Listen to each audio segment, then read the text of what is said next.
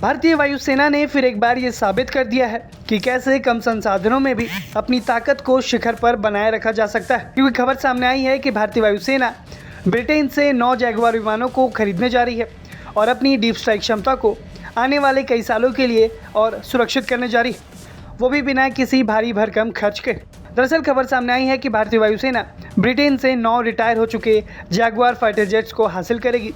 पहली नज़र में ये खबर सवाल उठा सकती है कि आखिर भारत पुराने और रिटायर हो चुके लड़ाकू विमान क्यों खरीद रहा है। दरअसल इसके पीछे एक महत्वपूर्ण कारण भारतीय वायुसेना इन विमानों को उड़ाने के लिए नहीं, बल्कि इनके पार्ट्स और महत्वपूर्ण उपकरणों को निकाल कर अपने मौजूदा जैगुआर बेड़े को ऑपरेशनल बनाए रखने के लिए इस्तेमाल करेगी। मौजूदा समय में भारतीय वायुसेना के पास जैगुआर फाइटर जेट्स के 6 स्क्वाड्रंस मौजूद हैं और भारत दुनिया का इकलौता देश है जो अभी भी इस लड़ाकू विमान का संचालन कर रहा है।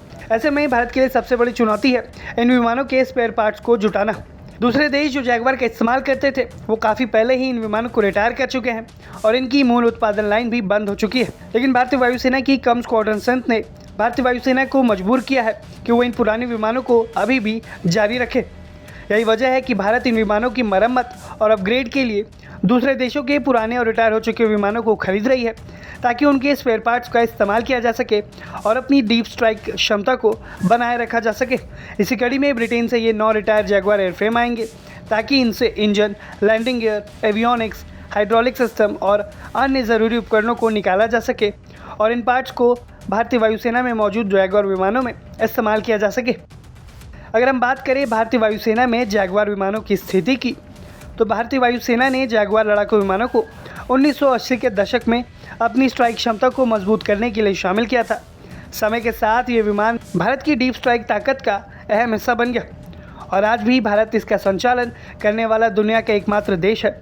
मौजूदा समय में IAF के पास जैगुआर के 6 स्क्वाड्रन सक्रिय हैं, जबकि वायुसेना की कुल स्क्वाड्रन 42 होनी चाहिए थी, लेकिन भारतीय वायुसेना के पास अब केवल 29 एक्टिव स्क्वाड्रन्स रह गई हैं।